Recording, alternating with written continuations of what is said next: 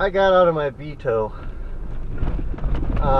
and I also got out of the SSK. I think it's called SSK, which is Ethereum. I didn't lose any income by getting out because Beto didn't pay anything, last month, so it didn't come out of my listed, what they list as part of my income, because usually it does pay something though, but it didn't last month. It only paid like $5 or $7 for what I had. I bought I can't remember what it is now, but I did buy a stock that it was lower risk than the Beto though, and then I bought SCUB with the other half. So my risk rate is 10% basically.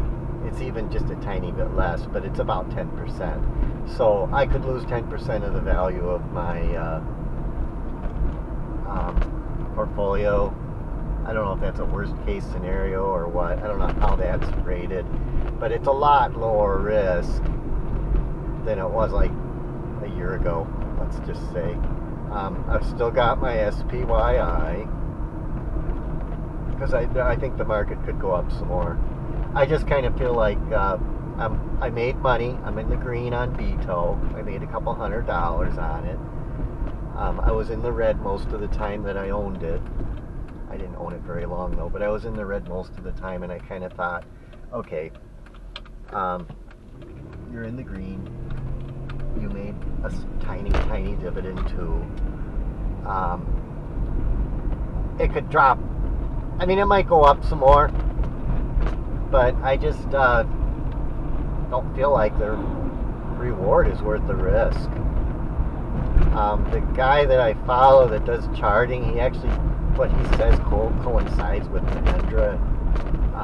It's as though he follows Necedah, but he's getting it through charting. I don't think he's getting it from Necedah. And he's actually kind of gradually getting out of the markets. He's not getting out all at once, and that kind of makes sense. He's just gradually, as it goes up, he's getting out and he's shorting stuff. And then as it goes up more, he sells a little bit more, and he maybe puts that into shorts. He actually shorts the market. I mean, he's kind of a day trader. But I kind of see what he's doing. He's making money. If it continues to go up, he's making money, but at the same time, he's preparing for it to go down. And he's probably erring on the side of caution. And he's making money. He's making money. And he's doing it day trading. And I'm not going to day trade. I don't really, don't want to day trade. In a way, that Beto was kind of a day trade. I didn't make a lot. I made a couple $100 on it. The Iranians they're kind of like someone that's playing chess against you that's lost their horse and their bishop. They're just at a disadvantage. They're not playing with all their pieces because we've taken some of them. And I don't think they're all that much of a threat to our economy. Any damage that was done is already done. We're hurting China more than us. And what it really boils down to is they're coming here. The people that can't get oil from Iran, they're going to have to come to the United States to get oil. And they're going to pay the higher price. So I don't know if it's going to really help us that are driving, but I'm not really sure who that benefits. It might benefit the oil companies, the Western oil companies. It's also going to benefit Russia, I think. It might, because they sell oil too. It's going to benefit those people who do manage to sell oil. And there's a lot of people that need it, so they can't really make Russia not sell it. It's like they need every gallon of oil they can find. So I don't know how much they're going to pressure Russia to not sell oil and gas. So I think they may come out with some benefit. Maybe our prices will start coming down at the pumps a little bit.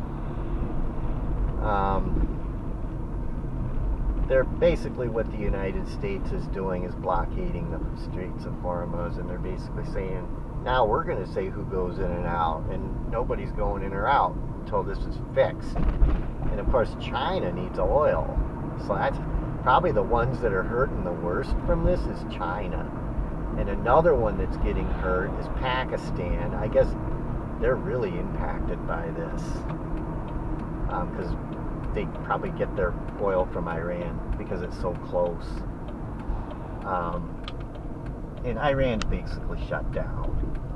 Their whole economy shut down. Everything is at a standstill. It's a anybody who's trying to run a business there, it's a disaster. But I think it flooded down there. I guess we got a lot of rain last night, though. Wow. We did get a thunderstorm last night or whatever. 10 o'clock, the tornado warning ended. I'm going to print my thing. I lowered my risk grade by selling the crypto. So I don't have any more crypto now. I kind of enjoy owning crypto, but I'm going to sit out for a while and let it go down. I didn't have much of it, but I had about $5,000 worth. $5,500 or something. And I know I didn't buy my main back. That would have been something I could have bought maybe, but I had Maine or HTGC or some of both. But I got OMA instead, a little bit of OMA. I was trying to think what it was called. It pays a pretty high dividend, and I thought, well, for the pack you get and the risk, it's worth it. And I already had some. So that's what I got, that and Necedah.